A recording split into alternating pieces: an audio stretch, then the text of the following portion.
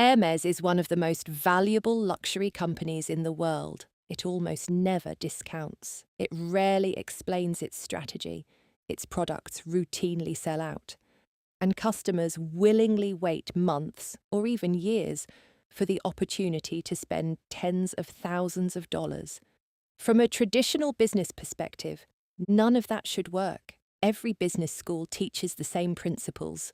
Reduce friction, increase supply, sell to as many customers as possible. Hermès ignored almost every one of those rules and became one of the most successful luxury businesses on earth. So what does Hermès understand that almost everyone else doesn't?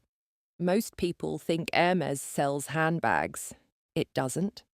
Hermès sells desire, and understanding that difference explains almost everything about the company. Let's start with something economists call the Veblen effect. For most products, raising the price reduces demand. Luxury can behave differently. Sometimes, the higher the price climbs, the more desirable the product becomes. Because customers aren't only buying the object, they're buying what the object communicates: achievement, exclusivity, status, belonging. The product becomes a signal, not just a possession. Hermès understands this better than almost anyone.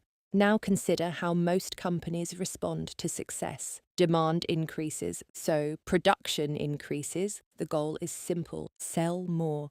Hermès has chosen a completely different strategy. Its leather workshops expand slowly. Artisans spend years learning their craft before producing bags independently. The company consistently prioritizes craftsmanship and controlled growth over maximizing production. At first, that sounds inefficient, until you realize Hermès isn't optimizing for this quarter's revenue. It's optimizing for the next 50 years of desire. Every bag they choose not to produce today protects the value of every bag they sell tomorrow. That's an extraordinary business decision. Most companies manufacture products. Hermès manufactures scarcity. Now let's step inside the boutique. Walk into almost any luxury retailer and you'll immediately see the product they want you to buy. At Hermès, you may not even see a Birkin. There are no walls filled with handbags, no signs pointing toward the brand's most famous product. Instead, the experience feels surprisingly understated. Why? Because Hermès wants the purchase to feel discovered, not displayed. Luxury isn't supposed to feel like shopping. It's supposed to feel personal. This is where the strategy becomes brilliant. People often say they're waiting for a Birkin. They're not. They're waiting for certainty. There is no universal roadmap, no public waiting list, no guaranteed purchase after spending a certain amount. That uncertainty changes customer behavior. People compare experiences online, analyze purchase histories, debate boutique relationships, share stories about receiving the call. The conversation becomes endless.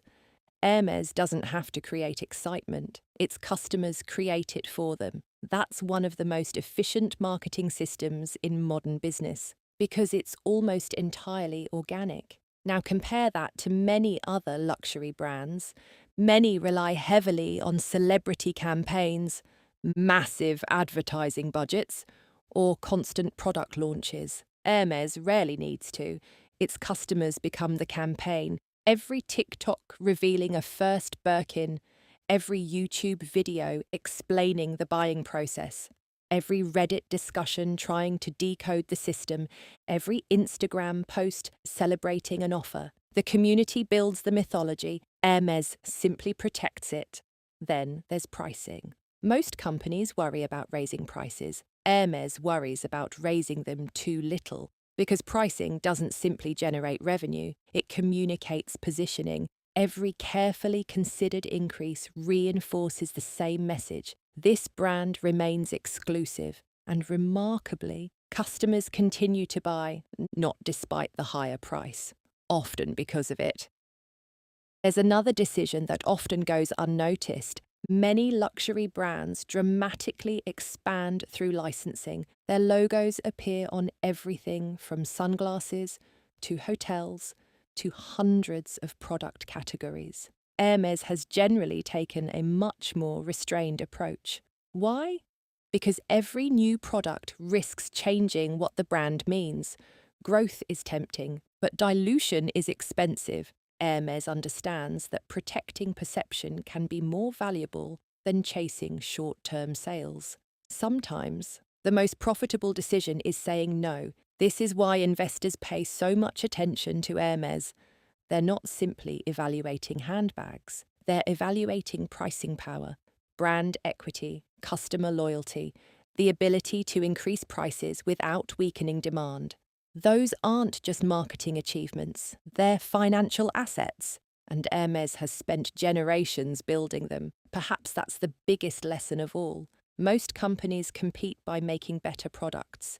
Hermès competes by creating stronger desire. Those are completely different businesses. Leather can be copied, hardware can be copied, even designs can eventually be copied. Perception cannot, because perception doesn't exist inside the factory. It exists inside the customer's mind. And that may be Hermès's greatest product. Not the Birkin, not the Kelly, not silk scarves, but desire itself. The strategy was never selling handbags. The strategy was manufacturing desire. And once a business learns how to do that, it stops competing on products and starts competing on psychology.